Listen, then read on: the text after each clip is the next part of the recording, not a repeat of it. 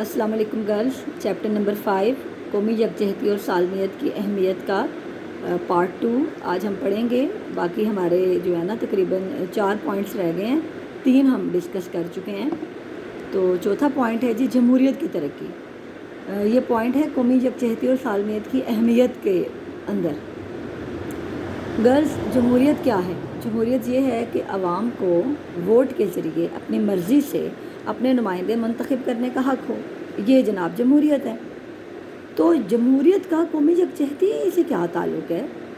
دیکھیں گرلز، جب تک آپ اپنے نمائندوں کو خود منتخب نہیں کرتے، لوگ زبردستی آپ پر حکومت کرتے ہیں، تو لوگوں کے اندر انتہائی غم و غصہ پیدا ہونا شروع ہو جاتا ہے، اور ایسے غم و غصے کو دشمن قوتیں اپنے مفادات حاصل کرنے کے لیے استعمال کرتی ہیں، انہیں اپنے ہی ملک کے خلاف کر دیتی ہیں۔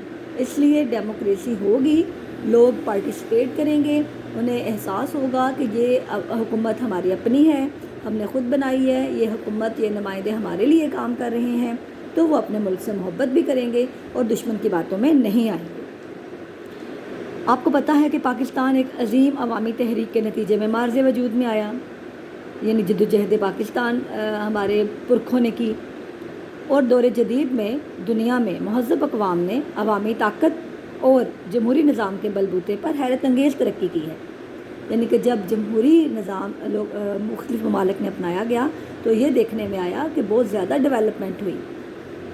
جن ممالک میں عوام کا عمل دخل نہ ہو، یعنی کہ جہاں پہ حکمرانوں کو یا اپنے ارکان کو عوام منتخب نہ کریں، وہ ممالک ہرگز ترقی کی راہ پر نہیں چل سکتے۔ اس لیے جمہوری نظام کو آج دنیا میں انتہائی پسندیدہ اور قابل قبول نظام خیال کیا جاتا ہے۔ جمہوریت میں تمام افراد کی حیثیت یکساں اور برابر ہوتی ہے، اور عوام اپنے نمائندوں کے ذریعے اقتدار میں شریک نہیں ہوتے، اور بحیثیت مجموعی عوام کی بہتری اور خوشحالی کے لیے کام کیا جاتا ہے۔ ملک میں غیر جانبدارانہ انتخابات ہوتے ہیں، سیاسی جماعتوں کی اہمیت کو تسلیم کیا جاتا ہے، تنقید قابل برداشت ہوتی ہے، ووٹ کا تقدس بحال رہتا ہے۔ تقدس بحال رہنے کا مطلب یہ ہے کہ آپ نے جس کو ووٹ دیا وہی بندہ حکومت میں آئے اکثریت کے ووٹ لے کر، یہ نہیں ووٹ آپ نے کسی اور کو دیا اور حکومت میں کوئی اور آ جائے۔ ملک میں تشدد اور نفرت نام کی کوئی شے نہیں ہوتی۔ جمہوریت کی ترقی کا راز صرف اسی ایک تصور میں پنہاں یعنی چھپا ہوا ہے کہ لوگ اتحاد اور یکجہتی کے اصول کو بروئے کار لانے کی کوشش کریں، قومی وحدت اور اشتراک و تعاون کی پیروی کریں، ورنہ جمہوریت کا وجود خطرے میں پڑ جائے گا اور ملک کی سیاسی زندگی روبہ زوال کی طرف جانا شروع ہو جائے گی۔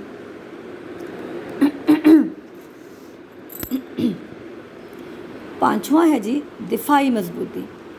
اگر ملک کا دفاع سٹرانگ ہو تو بھی ملک کی یکجہتی اور سالمیت برقرار رہے گی۔ پاکستان معرض وجود میں آنے کے بعد بے شمار سیاسی، معاشی، دفاعی مشکلات کا شکار رہا۔ ہندو قیادت نے پاکستان کو کبھی بھی دل سے قبول نہیں کیا۔ ہندوستان پاکستان پر 3 جنگیں مسلط کر چکا ہے اور آئے دن تحریب کاری کے ذریعے ملک کی اندرونی سالمیت کو کمزور کرنے کی کوشش میں رہتا ہے۔ مشرقی پاکستان کی علیحدگی بھی اس کی سازشوں سے ہی ممکن ہوئی۔ اب اس کی نظریں باقی ماندہ پاکستان پر لگی ہوئی ہیں، باقی ماندہ جو بچا ہوا ہے۔ ان حالات میں اپنی دفاعی صلاحیتوں کو مؤثر بنانے اور اندرونی اور بیرونی تحفظ کے لیے قومی یکجہتی اور سالمیت کو فروغ دینا وقت کی اشد ضرورت ہے۔ کسی بھی قوم کا مضبوط دفاع اندرونی اتحاد اور یکجہتی سے ہی ممکن ہے، ٹھیک ہے نا؟ اگر آپ چاہتے ہیں کہ آپ کی فوج بیرونی دفاع کرے، باقی ممالک کو آپ کے ملک پر حملہ آور ہونے سے روکے، تو آپ کو اندرونی طور پر بھی اپنی فوج کے ہاتھ مضبوط کرنے ہوں گے۔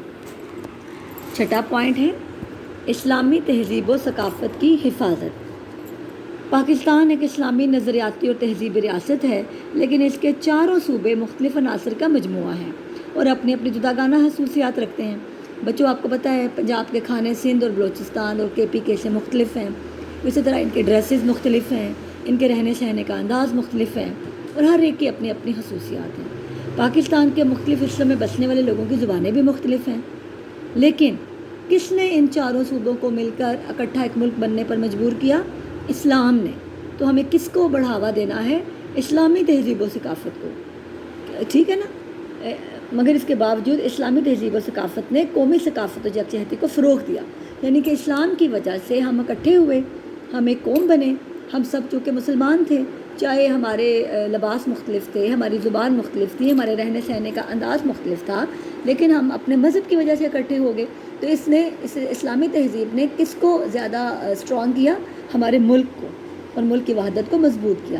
اس لیے جتنا زیادہ ہم اپنی اسلامی تہذیب و ثقافت کو فروغ دیں گے، اتنا زیادہ ہمارا ملک زیادہ متحد رہے گا۔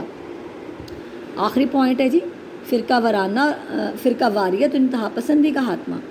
فرقہ واریت انتہا پسندی ایک خطرناک زہر ہے جو کسی بھی معاشرے کے اتحاد کو پارا پارا کر سکتی ہے۔ پاکستان میں کئی مذہبی اور لسانی، بتا چکی ہوں نا، زبان پر مشتمل لسانی گروہ ہیں۔ ان کے درمیان اسلامی اخوت اور بھائی چارے کی اقدار کو فروغ دے کر قومی یکجہتی اور سالمیت کا تحفظ کیا جا سکتا ہے۔ یعنی کہ آپ اپنے عوام کے اندر فرقہ واریت کے زہر کو نکال پھینکیں، انتہا پسندی کو نکال پھینکیں۔ یہ ہر گروہ میں کی جو رٹ لگایا ہوا ہے کہ میں سندھی، میں پنجابی، میں بلوچی، میری زبان یہ، میرا صوبہ یہ، وہ سب سے بڑا، ہم سب سے برتر، ان چیزوں کو نکال پھینکیں۔ اسی طرح سنی، شیعہ، اہل حدیث، دیوبندی، بریلوی، اس پر بھی لوگ ایک دوسرے سے نفرت کرنا شروع ہو جاتے ہیں۔ ان چیزوں کو ذہن سے نکالنا پڑے گا، ہر ایک کو برابر ویلیو دے کر ہر ایک کے مذہب کی، زبان کی رسپیکٹ کرنی پڑے گی، تاکہ دوسرے بھی ہماری رسپیکٹ کریں، دوسروں کو بھی ہمیں ہماری عزت وہ بھی کریں۔ اگر ہم دوسروں کی زبان، دوسروں کے صوبے، دوسروں کے مذہب کی عزت کریں گے، یقینی طور پہ ہمیں بھی وہ عزت دیں گے۔ تو اسی طرح آپ اپنے ملک میں قومی یکجہتی اور سالمیت کو برقرار رکھ سکتے ہیں اور اس کو فروغ دے سکتے ہیں۔ جو نیکسٹ لیکچر ہوگا وہ جو قومی یکجہتی کا مفہوم اور اس کی اہمیت کے اندر جتنے بھی شارٹ کویسچنز بنے ہیں، میں ان کو ابھی رائٹ ڈاؤن کروں گی اور اس کے آنسرز آپ کو بتاؤں گی کہ وہ آنسرز کیا ہوں گے۔ تو وہ آپ لکھنا شروع کر دیں تاکہ آپ کی اسائنمنٹ ساتھ ساتھ بنتی جائے اور بعد میں مسئلہ نہ ہو۔ اللہ حافظ۔